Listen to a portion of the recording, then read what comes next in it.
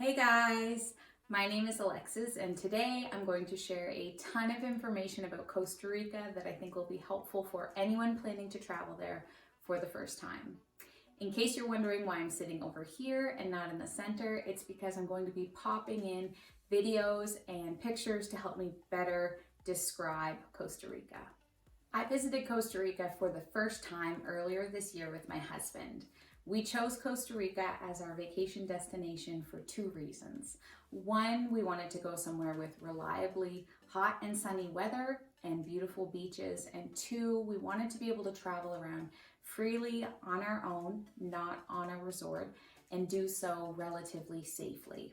And all of my research pointed us towards Costa Rica. Our vacation was 1 week long, and there is way too much to do in Costa Rica to ever be able to fit it into 1 week. So this is my experience based on my first trip to one specific region of the country, which was on the Pacific side in more rural areas. If you're someone who likes beaches, activities, and adventure, then I think you're going to find this video really helpful. I'm also going to post a separate video where I explain our full itinerary. So I'm going to walk you through where we stayed, what we did, where we ate, and give you my honest review of all of those things. So check that out after watching this one. But don't skip ahead because I have lots of really important tips in this video that you do not want to miss out on. Okay, let's get into the video. We visited Costa Rica at the beginning of March, which is during the country's dry season or summer, which runs from December until April. I had heard that Costa Rica was hot, and oh my gosh, it was hot.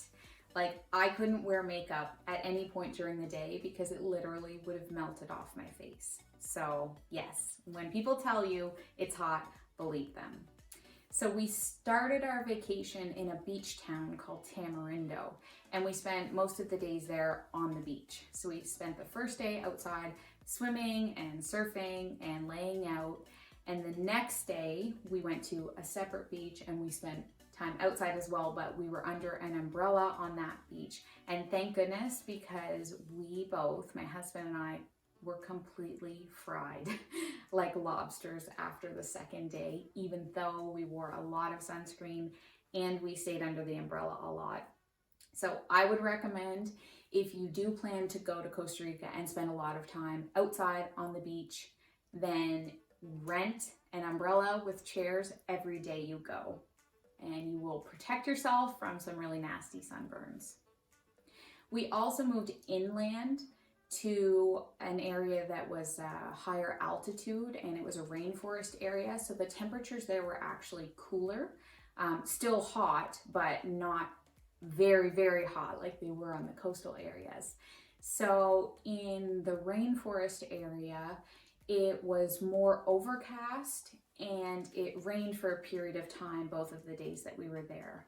And a local told us that it rains basically every day in the rainforest, hence the rain forest, but it was really beautiful. We were actually sitting under a covered patio when it rained, and it was really nice to watch and listen to. So yeah, so if you are planning to go to Costa Rica looking for somewhere that's hot and sunny, then you will not be disappointed if you go in the dry season. In Canada, I'm used to living inside an airtight home. In Costa Rica, that is not the case. We stayed at this beautiful Airbnb in Tamarindo. I honestly cannot rave about the place enough. It was a little piece of paradise that we were very lucky to be able to stay at. And even in that beautiful spot that was very well kept, around the door you could see little cracks of light. So the building wasn't perfectly airtight. And I had initially thought that would be a bad thing, but it didn't end up being a problem at all. Almost all of the buildings are open with nature. Like, restaurants have ceilings and walls, but they're almost always open to the outside. So you feel the breeze and you can see the beautiful scenery. My biggest concern with things not being airtight was bugs.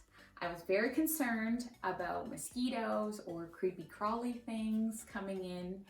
and I had been told to bring bug spray with us to Costa Rica. So that did have me a little bit paranoid about bugs. So we did take bug spray with us, but we didn't use it even once. I know that Costa Rica has a lot of bat species and bats eat mosquitoes, so I'm not sure if that is one reason that we didn't have a lot of mosquitoes bothering us. We also stayed a few nights in a higher altitude area, and those locations don't usually have as many mosquitoes because of cooler overnight temperatures. So we might have just stayed in a few regions that didn't have as many insects, but either way, we didn't have any problems with mosquitoes. At one of the hotels we stayed at, we were instructed to not leave any food out because little tiny ants would come in and be attracted to the food. So the first night we stayed, we had rinsed out glasses and left them in the bathroom beside the bathroom sink, and the ants actually did come in and were attracted to those glasses, so we must have left a little bit of liquid in them. So then the next day we just left things either in the fridge or outside on the patio, and we didn't have any more issues. So overall, bugs were not a problem for us whatsoever. If I went back, I would still bring bug spray because I think it probably is pretty dependent on where you stay in the country, but it wasn't something that was an issue for us, and it wouldn't be something I'd be concerned about if I was going back again. There are many ways to travel in Costa Rica. You can take a taxi, a bus, you can rent a vehicle, you can hire a driver to shuttle you around all day. As an alternative to driving, they also have short flights across the country that you can take. So we opted to rent a car because we wanted the freedom to be able to go wherever we wanted to go on our own schedule. The rental process was pretty much the same as renting a vehicle in North America. I booked it online through Avis, and when we landed at the airport, a shuttle picked us up and took us a really short distance to the rental company's office. The people were great to deal with, the vehicles were in excellent condition, and everything went smoothly. But there are a few things you should know about if you are planning to rent a vehicle in Costa Rica. First off, rental companies in Costa Rica charge liability insurance, and it is very expensive, and it is usually not included in the price that they quote online. So for our rental, which was 5 or 6 days long, our insurance was $365 Canadian, and that was on top of our actual rental fee. So thankfully I had done my research and I expected that going in, but a lot of people aren't aware of it because it's not quoted when you book online. So there were a lot of unhappy people in the lineup at the car rental office who were surprised by a huge insurance bill. I know that there's a company called Adobe that's supposed to be very transparent about their pricing, and when you book a rental vehicle through Adobe, they do include the cost of the insurance. So that would be a great option to look into. Also, I believe some people have insurance coverage, like your own current insurance policy that covers you in other countries around the world. So it's worthwhile to call your insurer and see if you are covered in Costa Rica. I called and I am not covered in my current policy, but some people are, and then they can give you instructions on how to print out confirmation and bring it with you. And I believe then you don't have to pay that liability insurance. My second tip for renting a car in Costa Rica is that you should rent a vehicle with higher ground clearance, like an SUV or a truck. We had originally booked a full-size SUV, but when we arrived to pick it up, we were upgraded for free to a truck. So Brandon was pretty happy about that. The reason for the higher ground clearance is because some of the roads in Costa Rica are dirt or gravel. There are often no shoulders on the sides of the roads, so you have to, if you have to pull off the road, you're basically halfway in a ditch. And also sometimes the parking areas for different activities are a little bit off the beaten path. So an off-road vehicle helps you get around in those areas.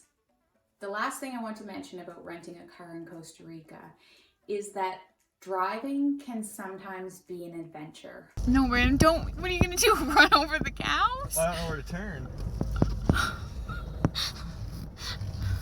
They're coming for us. Look at them. You could just back right out of the road. God. There's some guy coming on his horseback.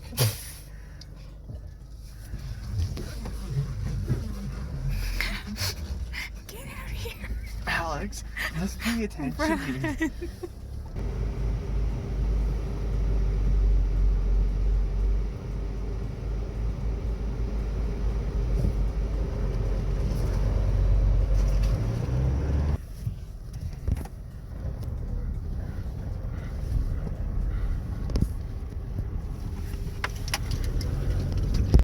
The roads, although many are paved, once you get into more rural areas, you will run into some dirt and gravel roads.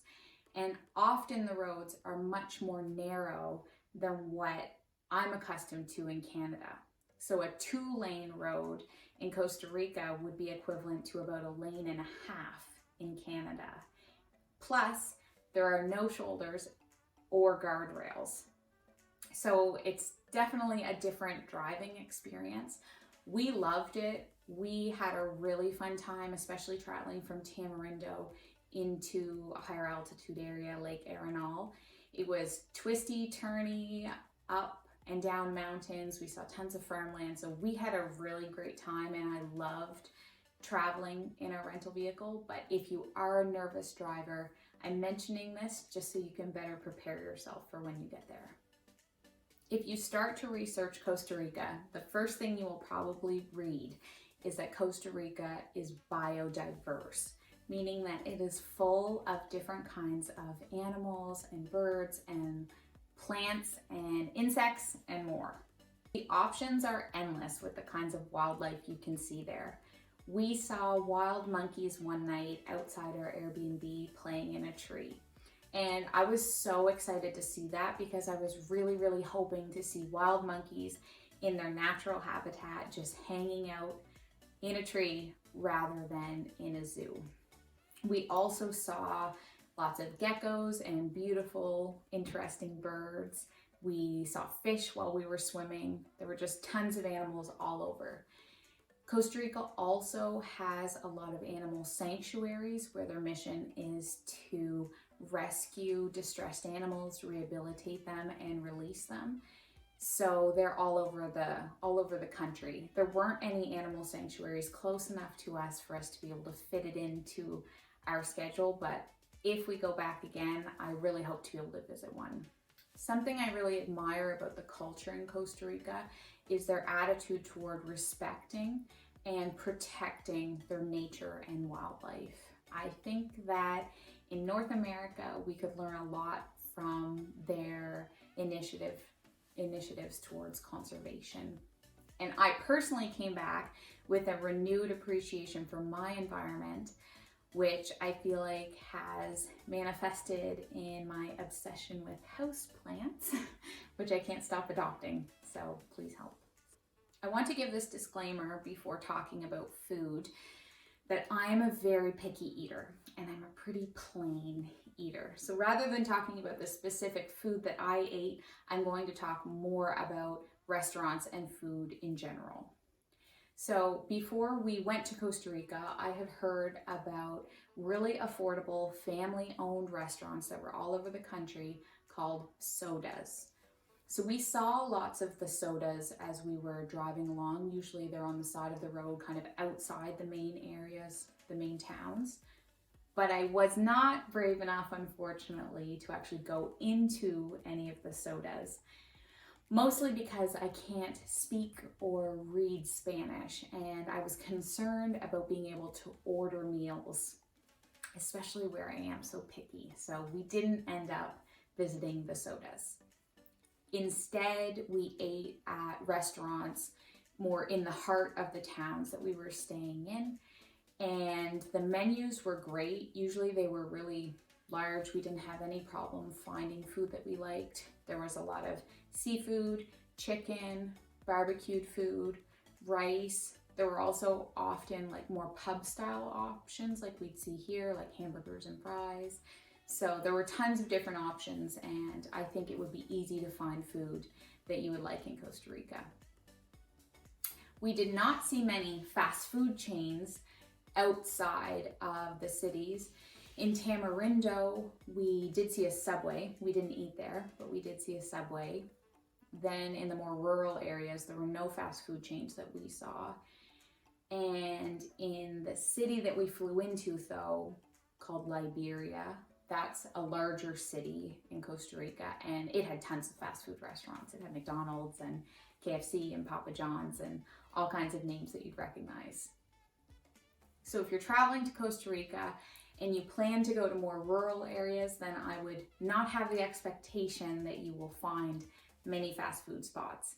You'll more likely find either the sodas or kind of more like chain-like restaurants and grocery stores. And for us, the pricing of all of the food was reasonable. There was nothing that we found very outrageous. Those sodas are supposed to be the most affordable option, so I really do think there are food options to fit any kind of budget. And for us, I found the prices at the restaurants we went to comparable to any chain restaurant here in Canada. Are the beaches as beautiful in Costa Rica as they say? Yes, hands down. We visited several beaches along the Pacific coast, including Playa Tamarindo, Playa Conchal, Playa Brasilito, and Playa Flamingo. Playa Tamarindo is a popular central beach. There's parking nearby that you pay a few dollars for, and you can walk to a few local restaurants, including the Witch's Rock, which is a restaurant I would recommend for a very cool experience. Playa Tamarindo is also a great place for beginner surf lessons. That's where we ended up doing an impromptu surf lesson with an instructor who had approached us while we were swimming. There are also lots of companies there that do organized classes, so tons of opportunities to swim and surf, and I believe they also do kayaking and paddleboarding. There's all kinds of stuff going on, lots of families, lots of people. It's a really nice beach. But my favorite beach was called Playa Conchal, and it gets its name from its sand, which is comprised of tiny pieces of conch shells that have worn down over time. That beach was absolutely stunning. It was so blue and the waters were so warm, and it was just honestly my idea of paradise. You have to park at a separate beach called Playa Brasilito and then walk along that beach in order to get to Playa Conchal. So it's a little bit of a walk, but it's not very far, and it's so beautiful and so peaceful that it's completely worth the trek. There are countless beaches all over Costa Rica, dipping into both the Pacific and the Caribbean waters, so you will have no problem finding beautiful beaches that you love. If I could only use one word to describe Costa Rica, I would say adventure. There are so many things to do in Costa Rica that you cannot possibly get bored on your trip there. Some of the activities we did included swimming, snorkeling, surfing. We hiked in a national park around a live volcano. We saw waterfalls and walked across a hanging bridge. And we also swam in hot springs that are naturally heated by the volcano. And if you love a hot tub as much as I do, you will be in heaven in a hot spring. Basically, any outdoor activity that you can think of, you can do it in Costa Rica. They have ziplining, ATV rides, horseback riding, they have kayaking, sailing. You can even fly in small planes across the country to see the countryside. Basically, anything you want to do, you can do it there. And the places that we went to, the activities that we did were very well established. So as long as you're going with a properly organized group, then you can have a ton of fun in Costa Rica. This was our first time traveling outside of North America. The furthest south I had traveled before was the Mayan Riviera in Mexico, where we had stayed on a resort. Overall, I found Costa Rica to be a very safe tourist destination. When we were staying in Tamarindo, which is a beach town and has a pretty busy nightlife, we were approached in the evenings to buy drugs.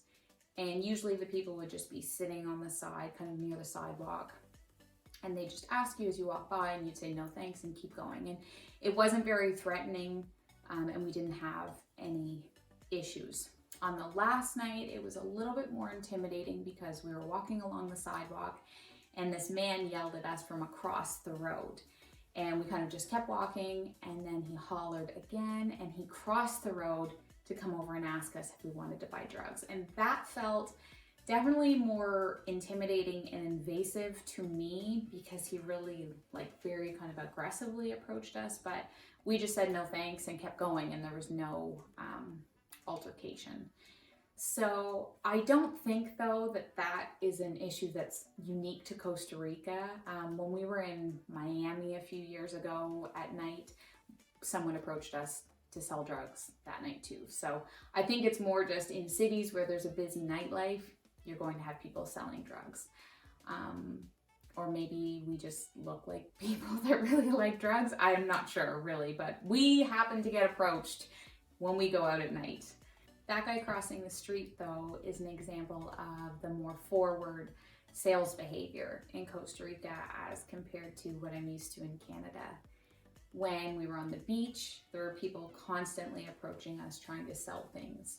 It wasn't threatening, it's just a different sort of invasion of my personal bubble that I just wasn't used to, but it wasn't scary or threatening in any way. The language barrier was one issue that honestly we were fortunate enough that in the towns we stayed in, most of the people spoke English, but it is something that I was very conscious of as we were driving, and I would think, well, what if we broke down and I had to go to a gas station or a garage for help or something? I just felt vulnerable knowing that I could not speak the native language that most people in the country spoke, and many probably do not speak English.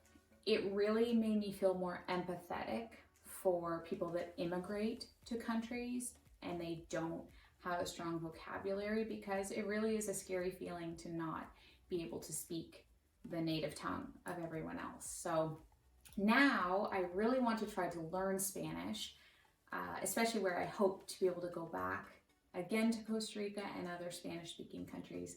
So that's now on my list of things to try to do. If you know of any resources for great ways to learn Spanish, even just a basic conversational Spanish, that would be awesome. So let me know down below. But overall, with regard to safety, I think if you use basic common sense while traveling, you will find Costa Rica to be a very safe vacation destination. Okay, so that is my overview of some of the main things I think you should know before traveling to Costa Rica for the first time. If you found some of the tips in this video helpful, please let me know with a like below. And like I mentioned, I am going to upload a separate video where I outline our specific itinerary and explain everything in detail. So if you want to check that out, feel free to subscribe so you don't miss when I upload it. Thank you so much for watching, and I will see you again very soon. Okay, bye-bye.